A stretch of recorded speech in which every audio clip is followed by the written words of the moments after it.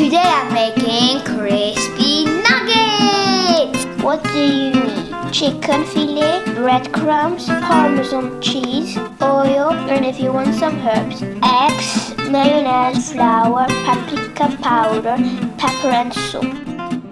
Spread the breadcrumbs on a baking tray and grill them.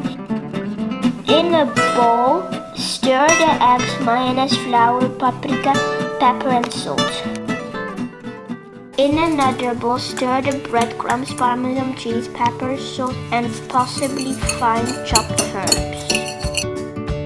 Cut the chicken into cubes. Dip each piece in the batter and then in the breadcrumbs. Place them on a baking tray.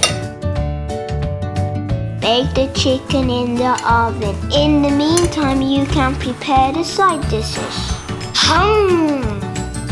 Challenge for the crispy nuggets, Georgia, Aiden,